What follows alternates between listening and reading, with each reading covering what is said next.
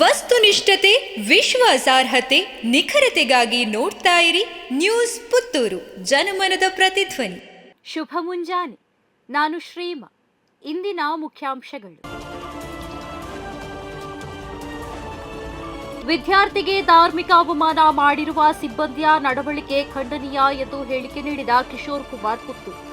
Karnataka CET ಪರೀಕ್ಷೆಯ ಸಂದರ್ಭ ಕೆಲವು ಪರೀಕ್ಷಾ ಕೇಂದ್ರಗಳಲ್ಲಿ ಜನಿವಾರ ಧರಿಸಿದ್ದಕ್ಕೆ ಕೆಲ ಸಿಬ್ಬಂದಿ ವಿದ್ಯಾರ್ಥಿಗಳಿಗೆ ಅವಮಾನಕರವಾಗಿ ವರ್ತಿಸಿರುವುದು ಅತ್ಯಂತ ಖೇದಕರ ಮತ್ತು ಶ್ರಮಪಟ್ಟು ಪರೀಕ್ಷೆಗೆ ಸಿದ್ಧವಾಗಿದ್ದ ವಿದ್ಯಾರ್ಥಿಗಳ ಮಾನಸಿಕ ಸ್ಥಿತಿಗೆ ತೀವ್ರ ಅಪಘಾತವನ್ನುಂಟು ಮಾಡುವ ಘಟನೆಯಾಗಿದೆ ಎಂದು ವಿಧಾನ ಪರಿಷತ್ ಸದಸ್ಯ ಕಿಶೋರ್ ಕುಮಾರ್ ಪುತ್ತೂರು ತಿಳಿಸಿದ್ದಾರೆ. ಬೀದರ್ನಲ್ಲಿ ವಿದ್ಯಾರ್ಥಿಗಳ ಜನಿವಾರ ಕತ್ತರಿಸಿ ತೆಗೆದ ಘಟನೆ. ಅಖಿಲ ಕರ್ನಾಟಕ ಬ್ರಾಹ್ಮಣ ಮಹಾಸಭಾದಿಂದ ಪ್ರತಿಭಟನೆ.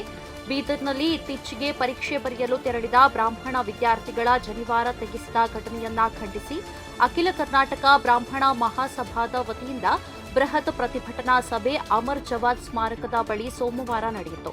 ಪ್ರತಿಭಟನೆಯಲ್ಲಿ ಬ್ರಾಹ್ಮಣ ಸಭಾ ಅಧ್ಯಕ್ಷ ನ್ಯಾಯವಾದಿ ಮಹೇಶ್ ಕಜೆ, ಹಿಂದೂ ಮುಖಂಡ ಅರುಣ್ ಕುಮಾರ್ ಪುತ್ತಿಲ, ವಿಶ್ವೇಶ್ವರ ಭಟ್ ಬಂಗಾರಡ್ಕ, ಉದ್ಯಮಿ ಜಿಎಲ್ ಬಲರಾಮ್ ಆಚಾರ್ಯ ಪಾಲ್ಗೊಂಡಿದ್ದರು. 60 ದಿನ ಪೂರೈಸಿದ ಭಾವತೀರಾಯಾನ ಸಿನಿಮಾ ಏಪ್ರಿಲ್ 22ಕ್ಕೆ ಕೊನೆಯ ದಿನದ ಶೋ. ಇಂದು ಬೆಳಗ್ಗೆ 11 ಗಂಟೆಗೆ ಚಿತ್ರ ಪ್ರದರ್ಶನ. ಸುಳ್ಯದ ಯುವ ಸಂಗೀತ ಹಾಗೂ ಚಿತ್ರ ನಿರ್ದೇಶಕ ಮಯೂರ ಅಂಬೇಕಲ್ಲು ನಿರ್ಮಾಣದ ಭಾವತೀರಾಯಾನ ಸಿನಿಮಾ ಪ್ರೇಕ್ಷಕರ ಮೆಚ್ಚುಗೆ ಪಡೆದು 60ನೇ ದಿನಕ್ಕೆ ಯಶಸ್ವಿಯಾಗಿ ಮುನ್ನಡೆಯುತ್ತಿದ್ದು ಚಿತ್ರಕ್ಕೆ ವ್ಯಾಪಕ ಬೆಂಬಲ ವ್ಯಕ್ತವಾಗುತ್ತದೆ. ಇಂದು ಏಪ್ರಿಲ್ 22 ಮಂಗಳವಾರದಂದು ಬೆಳಗ್ಗೆ 11 ಗಂಟೆಗೆ ಚಿತ್ರ ಪ್ರದರ್ಶನಗೊಳ್ಳಲಿದೆ. ಪುತ್ತೂರಿನ GL1 ಮಾಲ್ನ ಭಾರತ್ ಸಿನಿಮಾಸ್ನಲ್ಲಿ ಇಂದು ಭಾವತೀರಾಯಾನ ಸಿನಿಮಾ ಕೊನೆಯ ಪ್ರದರ್ಶನವಾಗಿದ್ದು ಸಿನಿಪ್ರಿಯರು ಪುತ್ತೂರಿನಲ್ಲಿರುವ ಭಾರತ್ ಸಿನಿಮಾಸ್ನಲ್ಲಿ ಭಾವತೀರಾಯಾನ ಸಿನಿಮಾ ನೋಡಲು ಕೊನೆಯ ಅವಕಾಶ. 60 ದಿನಗಳಷ್ಟು ಭಾವತೀರಾಯಾನ ಸಿನಿಮಾವನ್ನು ನೋಡಿದ ಸಿನಿಪ್ರಿಯರಿಗೆ, ಮಾಧ್ಯಮ ಮಿತ್ರರಿಗೆ ಹಾಗೂ ಈ ಸಿನಿಮಾದಲ್ಲಿ ಮೀಡಿಯಾ ಪಾರ್ಟ್ನರ್ಸ್ ಆಗಿ ಕಾರ್ಯನಿರ್ವಹಿಸಿದ ನ್ಯೂಸ್ ಪುತ್ತೂರು ವಾಹಿನಿಗೆ ಧನ್ಯವಾದವನ್ನ ನಿರ್ದೇಶಕರಾದ ಮಯೂರ ಅಂಬೇಕಲ್ಲು ಹಾಗೂ ನಿರ್ಮಾಪಕರಾದ ಶೈಲೇಶ್ ಅಂಬೇಕಲ್ಲು ಪತ್ರಿಕಾ ಪ್ರಕಟಣೆಯಲ್ಲಿ ತಿಳಿಸಿದ್ದಾರೆ. ಕಾರು ಹಾಗೂ ಆಟೋ ರಿಕ್ಷಾ ಡಿಕ್ಕಿ. ಆಟೋ ಚಾಲಕ ಸ್ಥಳದಲ್ಲಿಯೇ ಮೃತ್ಯು. ಕಾರು ಹಾಗೂ ಆಟೋ ರಿಕ್ಷಾ ಡಿಕ್ಕಿಯಾದ ಪರಿಣಾಮ ರಿಕ್ಷಾ ಚಾಲಕ ಸ್ಥಳದಲ್ಲೇ ಮೃತಪಟ್ಟ ಘಟನೆ ಮಂಗಳೂರು ಬೆಂಗಳೂರು ರಾಷ್ಟ್ರೀಯ ಹೆದ್ದಾರಿ 75ರ ಪೆರಿಯಶಾತ್ಯ ಸಮೀಪ ವಾಲ್ತಾಜಿ ಸೇತುವೆ ಬಳಿ ಭಾನುವಾರ ಸಂಜೆ ಸಂಭವಿಸಿದೆ.